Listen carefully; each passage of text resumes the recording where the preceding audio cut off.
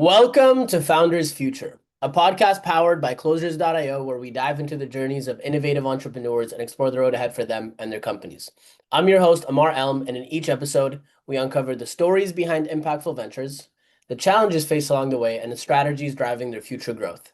Today, we are absolutely thrilled to be joined by Chris Flowers, founder and host of Here's the Deal podcast and video channel, where he empowers business owners with actionable video marketing strategies, smart deal tactics, and inspiring stories. With a background spanning military service, finance, and video marketing, Chris is dedicated to helping entrepreneurs educate, elevate, and inspire through content that's easy, comfortable, and cost effective. Chris, welcome to Founders Future. Oh yeah, thank you very much. I'm honored to be on the show. Thank you so much for your time. It's Yeah, fantastic. I am excited to dive in. I always like to start from the beginning. So, can you take us on a trip down memory lane to before you started? Here's the deal. What were you doing prior? And then what was really the motivation behind starting the podcast and the company? I'm pretty old, so we don't want to go too far back in the future. So we don't want to go back to the dark ages. But prior to starting the podcast, like I was been in commercial finance for 30 years. And I was always a business development guy. I was always doing things a little bit different than everybody else. I didn't fight for the same slice of pie like everybody was fighting for. Everybody out here in Arizona, everybody's going to Scottsdale talking to doctors. I'd be out in the West Valley talking to manufacturers because you can go fight for a slice of pie. I'm going to be over here where nobody else is, and I'm going to eat the whole pie. Okay. Ocean. Um, I was a forward observer in the Army, which means I went out in the middle of nowhere. I found priority targets and I made them disappear. So that's what I try to do. Always try to do. Always try to be ahead of the game. Always try to be different than everybody else. I just made that way. Growing up, I grew up in Danbury, Connecticut, right next to the Bronx. So it's like we just do things different. You know what I mean? And it was always about, I was networking before networking was cool. I was always the guy, everybody, hey, Chris, you got a guy? Yeah, I got a guy, kind of thing. So I was always that guy to begin with. Yeah. So I got in commercial banking, been doing it for 30 years. And I've had this conversation. If I had it once, I've had it a million times where I sat down with a client and we're going over what their needs are and things like that. And most of the times they would like, I call it going Cortez. They went and burnt the ship. So they quit their job. They cashed in their 401k. They maxed out their credit cards, all that stuff. And then they're coming to me for a loan. It's like, guy, we're done. Jeez. And I've said this a million times. I said, if I could have got a hold of you 6 months sooner, we'd be in such a better place. It's always better to be proactive rather than reactive. And with my clients, I always play chess. So I'm always thinking 3 moves ahead. I'm not just thinking about this transaction. I'm thinking about the next three. And that's what this show was all about, was about getting ahead of the game. Okay, I gotta get this. I gotta get this message out to more than just one person at a time. You and I can be sitting there talking about your business.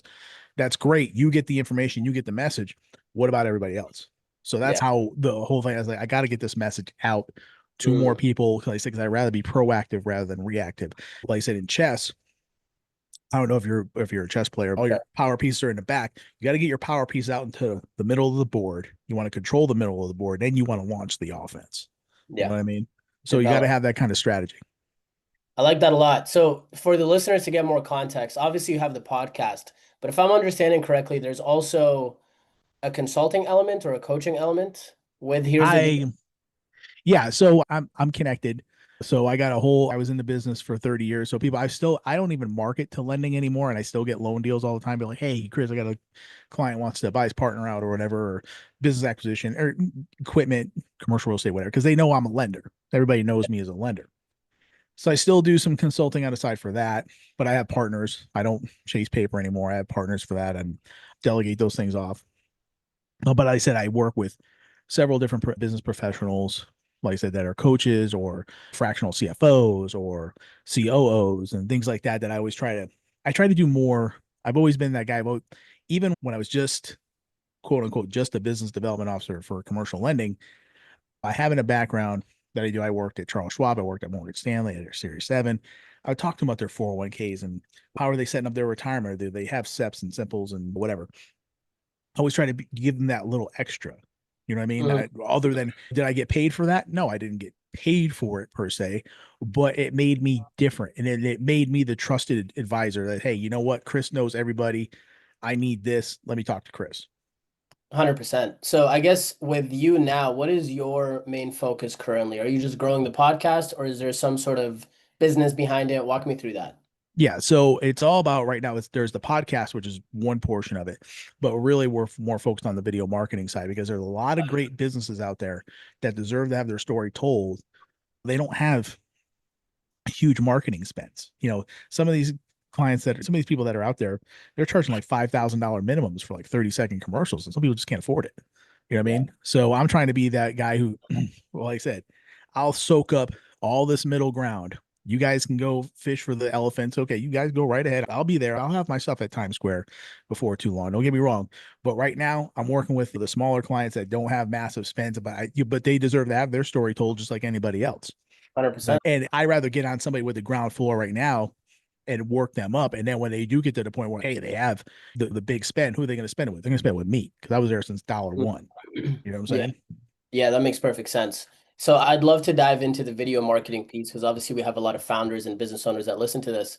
So help me understand, what is your core offering? What does that look like? Again, it just depends on what they're looking to do. If they want some shorts and some reels for doing social media, things like that, we have a package of those. Or if they want just do us like a straight up commercial, we could do it for them. I could drop in like B-roll. I could do voiceover work, or if they have their sound, I could drop their sound in, things like that, that they can repurpose. They can put it out to social media or any type of marketing that they have. Or like I said, I can even go out if you're here in Arizona, because I'm in Arizona. I'll go out on location and do a location shoot, and we'll go bigger on that. You But you know, can work with anybody across the nation. correct. Yeah, that's correct. I got customers in Florida. I got customers in New York, Texas. Yeah, I have different, obviously Arizona, of course, but yeah, Yeah. various different states. Yeah. Yeah. So I also have a lot of agency owners that listen to this. So I'm curious, when you think about scalability of an agency business, because a lot of it is done for you work. So there's inherent fulfillment bottlenecks. So when you think about setting up that infrastructure, what does that look like for you? Are you going to be leveraging AI? Is there any other things that you're thinking about implementing to make sure that you can bring on more clients and not have fulfillment be the bottleneck? Yeah. When it comes down, AI is here. Okay. And I'm an older guy. Okay. But still, I understand. I've literally seen Blockbuster come and go. All right. From day one to day zero. I'm well aware of that. Yeah. Like I said, that's definitely, I keep that in the forefront of my mind. So I embrace different automations. I embrace different technologies, things like that. So I will implement AI where I can, where I want to, but at the same time, it's got to have my flavor on it. Okay. So I know some people, and me and my friend Danny were just chatting about this the other day. You'll do a post on like LinkedIn and somebody will respond with an AI response. And it's like, no, dude, if you're going to take the time to read somebody's article, be sincere about it, write something, write how it made you feel, write what the thought it made you They think probably of, the don't things even that read it. maybe, I don't even know. But the whole thing with people like, oh, I can make it use AI to make my own commercial like that, but it doesn't have your inflection. It doesn't have your passion. It doesn't tell your story. Nobody can tell your story better than you. Am I right, Amar? I mean, 100%. nobody can tell your story better than you because you lived it. I want that on film. I want that genuine, sincere, authentic. Doesn't have to be perfect. Doesn't have to be pretty. It's just got to be you, 100% you. And that's what I Yeah. want out there. So I will implement AI where I can, where I want to, and where I choose like that. Because a carpenter uses a hammer, right? But they don't have the hammer build the house. They still build the house. And then of course, CRM tools with certain automations as far as like responding to emails or things like that or setting appointments. Yeah, you always want to automate where you can because and keep it cost effective at the same time. You still got to have me personally. Everybody else do what they want to do. That's their thing. Me personally, like I said, I'm a little more old school and I like to do business with people I know and trust. So I'm going to interact with people I know and trust. You know what I'm saying? So I'm always going to have some kind of a presence in it. And as much as I can hire the back shop to do the editing and things like that, then I'll start doing that because I need to be more the face that runs the place. I'm the talent. I don't need to be behind Yeah. the keyboard. You know what I'm saying? Yeah, for sure. You're the founder. You got to focus on founder level CEO activities. I completely agree with you. AI is here. It's here to stay. And the businesses that implement it are going to accelerate. They're going to be able to increase their productivity, but it's also only as good as the person using it. It's not a magic spell. It's not a magic wand. No, You have to know how to prompt it. You have to know how to talk to it. You have to know how to customize things. Let's shift a little bit over to the back end of the business. So when it comes to acquiring customers and bringing in more leads, what does your process look like there? I've been pretty fortunate because I do have a decent network. So I get a lot of referrals, personal referrals, which is great. And then I've had, excuse me, guests of the show give testimonials, and I put those testimonials out. And then I've also had those guests of the show say, hey, I was just on this great podcast called Here's the Deal. You got to get on with Chris. He makes it. And these are people I like working with, people that are not necessarily comfortable on camera. You know what I mean? Mm, It's okay. Cause like I said, I want you to feel comfortable. I want to feel like you and I are just sitting there having a cup of coffee. You know what I'm saying? yeah. We're just two friends having a chat. You know Yeah, what I mean? just Tell me chill. about your business. Yeah. Just tell me about your business. Talk to me. You know what I mean? And that's how I like it to roll. And Yeah. so I like working with those people that aren't necessarily camera, like I say, because a lot of people, hey, people are mechanics, they like turning wrenches. People are chefs, they like cooking. Okay. They're not necessarily sales guy, they're not necessarily video guy. That's where we come in. Here's the deal. Yeah. We make it easy, comfortable, and cost effective. I like that. Now, I actually had a agency owner on earlier this week, and he was expressing a lot of his clients, his leads come from referrals, from organic, and it's great. They're high intent, high like no trust factor. They know you very well. He's like, Correct. the problem is it's not consistent, it's not predictable, and it's not really a lever that you can pull on to get more or get less.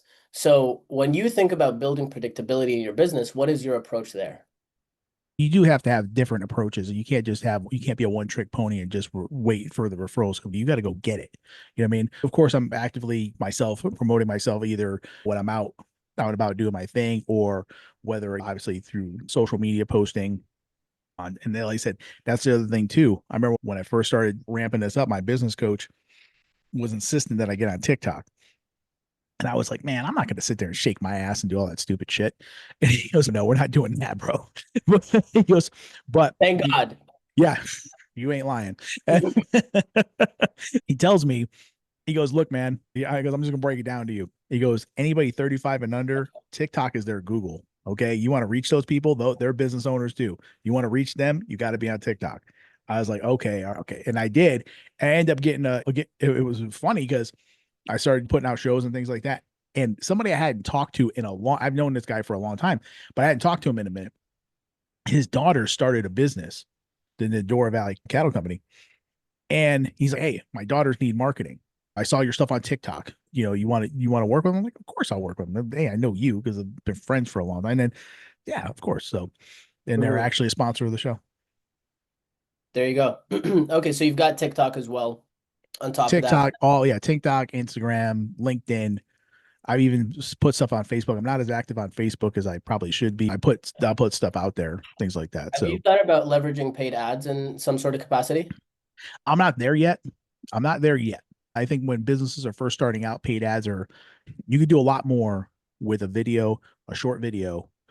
And if you're consistent about putting out your video, you'll get a lot further, a lot faster than throwing ads into the wind. Because, like I say, when you work with me, but here's the deal, like I said, it's easy, comfortable, and cost effective. You can repurpose that content and consistently put it out there to where people can see your name.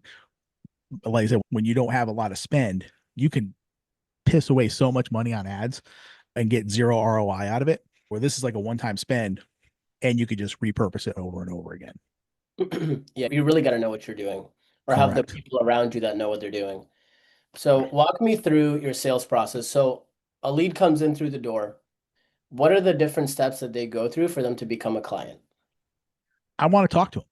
I want to know them. I want to know their business. I research it. Tell me about who you are. Tell me about what it is that you're doing. Where are you trying to go? It's just like when I was doing commercial lending, when I'm doing a loan. Okay. I understand you want X amount of capital for XYZ purpose. Why? Tell me the why. What's going on? Tell me about your business. And I dig a little bit deeper. I peel the onion, whatever you want to call it. And I want to get to know them and their business. Because like I said, because if I'm going to tell their story, I want to know their story. I can't tell it if I don't know it. I try to work with them a little bit more to get to know them because I want to know, because there's my flavor and there's your flavor. It's got to have your flavor on it now. It'll probably, of course, because I'm the one making it, it'll probably be somewhat to have me on it as well, but it's got to be your story your way, or else it's not going to be authentic. So that's what I try to do. If you want me to make something, I'll make it but that's the thing, but I'm going to try to take as much of you as I can into it and put it out there. Because some people are like, hey, you know what? I have no idea how to do this.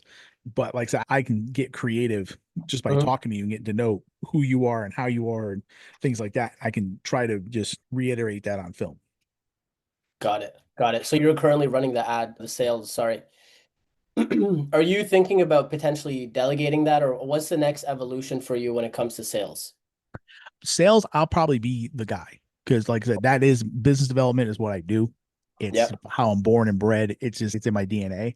I'm just naturally that hunter guy, and that's where I really thrive. So no, when I start doing more delegating, it's gonna be more like things like the editing or maybe the social media posts and things like that. But I want to make sure that like I said, I'm huge on delegation. I definitely believe in delegation, but things have to be done to my standard.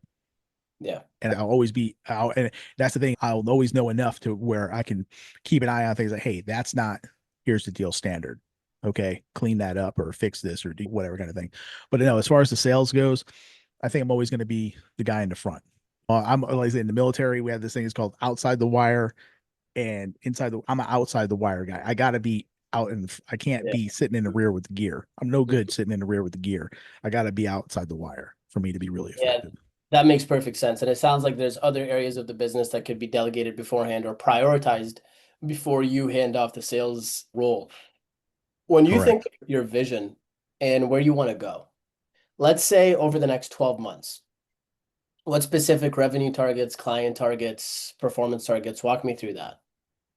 I'm actually gaining a lot of traction. I did one video for a municipality called the City of Avondale out here in Arizona, and that's gaining a lot of traction. And I got more municipalities coming on board wanting to work with me. So that's great. And I have a lot of contacts in those particular areas. So I'm really looking forward to getting deeper into that and things like that. But as far as like the revenue targets, I just like I say again, it's just getting that consistent cash flow. Like I said, I want to put out good quality content, but I want to make sure we're serving the market. Like I said, because like I said, everybody, again, just like when I was in commercial banking, everybody, oh, I won't even touch a deal unless it's $2 million. That's okay. I'll take 500 to $1 million all day long, and I'll just keep raking. You know what I mean? For right now, as far as I want to just really get the brand out there because I'm still growing the brand name things. I got to get Yeah. that awareness out there, things like that. So I'm just going to keep grinding, chugging along, churning, keep putting out consistent, good content, and it's gaining traction, it's gaining momentum, and like I said, good grassroots, ground and pound deal. You know what I mean? Yeah, it makes perfect sense. So it sounds like really building in that predictability when it comes to people knowing who you are, building that brand awareness, and getting more leads in through the door that are interested in what you offer. Correct. And not only that, like I said, it's because it's not just a video marketing thing. You know what I mean? It's like when I'm working with people, especially people I know and trust, it's like you get full access to me and who my connections and my network and because I could tell Mm, you, you can ask anybody I know, hey, I did a video package where they're like, hey, I really could use or I'll recognize it just by talking to them. Man, hey, I got a business coach I think you really need to talk to, or I got a CFO. I think you really need to delegate some of this stuff, things like that. And I'll offer it up to them. So it's like, since you're not just getting, it's not transactional with me. I'm not a mhm. transaction guy. I never Yeah, was. relation. I want to be the person you call. I used to tell people all the time, and especially when I was in banking, I say, I don't, if it involves a nickel, you call me. I don't care what Yeah, it is because I got somebody. You know what I'm saying? So that's the thing with business owners. When business owners work with me, they work with here's the deal. Here's the deal. I'm in it for the long haul. I'm in it to partner up with you. Whatever you need, if I got it, you got it. awesome. Awesome. I love that. Let's go into a quick closing lightning round. So I'll rattle off some questions at you. Don't think too much. Just the first thing that comes to mind. Mhm. What's one tool or resource that's been a game changer for you in your company? I probably think God always comes first and foremost to me. But my business coach, Eric Whitmoyer, guys really helped me see things in a different light and a different perspective, which is great. So I definitely recommend working with him or a business coach, but definitely Eric. And then embracing the tools, man, because like I said, CapCut Pro, yeah, CapCut in Mm, general, but going into CapCut Pro now and learning how to use CapCut Pro correctly, game changer. I love that. What's the best piece of scaling advice that you've received, heard, or read about your business? From a scaling perspective, it's got to be sustainable. It's got to be predictable. It's got to, you got to, my friend Moses Sanchez, you got to be brilliant at the basics. You know what I mean? You got to be brilliant at the basics. It just got to be rinse and repeat. It's got to be Mm, when you're got it. So it's just like when you're playing football, right? Or yeah. you're in the gym. It's muscle memory at this point. You know what I'm saying? Like at first, yeah, it's strenuous, it's hard, you got your footwork sloppy or whatever, but you watch the game film, you refine it, and you start reps and reps and reps. And then all of a sudden it just becomes muscle memory and just start working to it. So I'd say just say be brilliant at the basics, just perfect what your craft and what you're doing. Mm. I love what you're talking about with the predictability, the consistency, the sustainability, something we talk about a lot on the podcast. And it comes in different stages, right? So once the offer is Yes. down, you know what you do, who you help, what your differentiators are. And that's about consistently bringing in leads. Then it's about a repeatable sales process. And then it's making sure fulfillment doesn't break if you want to 5x, 10x, and really setting up that infrastructure in place to be able to grow and evolve. Correct. You got to, and you always got to be thinking that you, like I said, it's chess. So you got to be thinking 3 moves ahead. You can't just Yeah. stay comfortable. Just like I've been hearing this a lot lately, especially my business coach is big on this too. Like I said, you don't grow in your comfort zone. Okay. There's no growth there. Okay. You got to, like I said, if you're in a gym, you got to push it. If you got to be able to push it to the next level. You got to up the weight. You got to go accept the challenge and push forward. That's where Yeah. the growth happens.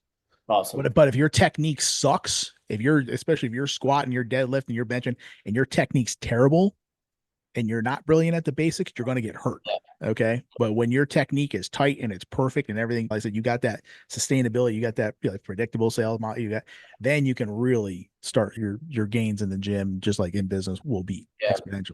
you can crank.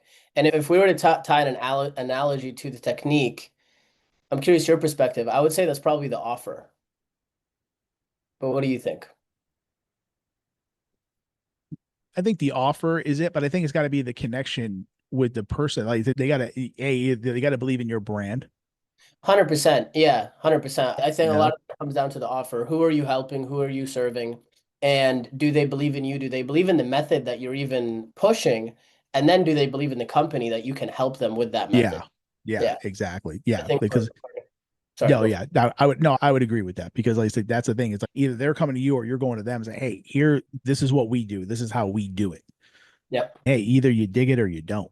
It's- but here's what makes me different from Joe Schmo down the street. You know what I'm saying? They're here to say, yeah, you're gonna have somebody like, oh yeah, they all the glitz and the glamour and this and that and the other. But are they gonna be there for you after the transaction? Are they gonna be there for you? Probably not. Probably Yeah. not. If you were talking to new entrepreneurs and you could give them a piece of advice that you wish you knew when you were first starting off in business, you know it now, but you didn't know it then, what would that be? You got to think 3 moves ahead. You got to be thinking end game from day one. Mm, You got to be thinking of the exit strategy. Even if it's day one, zero revenue dollars. Start thinking of the exit strategy. What do you want this thing to look like? What's the goal? And you got to strive towards that goal every day. yeah. Okay. Because, like I said, because before you know it, you're going to wake up and you're going to be my age. You're going to be like, what the hell? Just going through it every day. You're like, I'm making money. Okay. Yeah. You get comfortable. Like I said, you're doing everything. All of a sudden, you're like, wake up and you're like, wait, what? How old am I? What am I doing? Why is this? Why are we not at the end yet? Because you didn't plan for it and you weren't striving towards that goal. So I say be thinking of the exit strategy day one and strive Well, towards that goal every day. I love that. What's the best way for people to reach out to you? Like I said, you can find me all over social media, LinkedIn for sure. I'm on Chris Flowers. Here's a deal. More, like I said, you can go to the YouTube channel, here's a deal.biz, and go to the website. Like I said, I'm all over that. Like I said, info at here's a deal.biz. If you want to drop me an email, feel free. Like I said, we'll get a calendar set up. Like I said, I've had people, I get it. That's the other thing. We're going back to AI and all this other crap. You know what? I got to put this out there. I hate it. Is that people will connect with me on LinkedIn, right? And as I'm looking at their profile, I'm like, okay, yeah, they seem okay. So maybe I'll connect with them. Bam, I get pitch slapped right off the bat. Like, dude, I don't know you. Okay, Mhm. back up. Oh, I was looking at your YouTube channel and I can help fix your SEO. I'm like, dude, I don't know you. Okay, we just met. We haven't had a cup of coffee, nothing. You're sitting there, you're gonna Mhm. pitch me? No, dude, it ain't happening. Matter of fact, I disconnect from them right then and there. Yeah, Like yeah, you are no longer a connection because I'm not here to get pitch slapped. You want to build a relationship with me? You want to talk to me, have a conversation? Great. Let's do it. Let's do that. Or here's one thing I really love. And you guys, I don't know if you guys get this or not, but I get emails constantly. Hey, and I just did a post on this. Hey, here's the deal. I was watching your YouTube channel on this interview. So you watched my YouTube channel, you saw the interview, but you couldn't be bothered to do the research to find out what my freaking name is. You wrote the email to, hey, here's the deal. I Yeah, have a name. It's yeah, right there. Founder, Chris Flowers. So, oh, you really watched my show, huh? You really watched my show with XYZ person, right? But you yeah. couldn't be bothered to find out what my freaking name is. Really? Is that right? So, I love that. Yeah. yeah. So we've learned a lot in this episode, Chris. I appreciate your time. One of the biggest takeaways is don't do that to Chris. Okay. Do not with those kind of messages. So and really anybody, nobody likes that. Any parting words before I let you go? Yeah, like I said, I just want to be able to say, like I said, I just want to praise God for giving me this gift, giving me this opportunity to come here and talk to you and changing everything around for me. And like I said, just looking to, I always, like I said, even when I was in banking, things like that, I like helping small businesses. I like working with small businesses. And I take pride, like I said, with my kids, when I was doing commercial and stuff like that, when a truck drove by and I helped finance that fleet of vehicles, I say, hey, you know what? Dad helped those guys get the money. I think about putting food on table for others. I don't think about, of course, I'm not a profit. I'm here to get paid, but I want to be here for you. I want to help put your kids through college. I want to put food on your table. I want you to hire 10 more employees. I want to be able to, and I want to help you generate that revenue to make that happen. So that's why I do what I do. I love that. I love that. Thank you so much for your time today, Chris. So that wraps up another insightful episode of Founders Future. To our listeners, if you enjoyed this episode, don't forget to check out here'sthedeal.biz. And if you're listening to this to the end, make sure you go and subscribe. That would be immensely helpful. And if you're a business owner and you're looking to scale and enhance your sales and marketing efforts, visit closers.io to discover how we can support your growth journey. Until then, keep on climbing.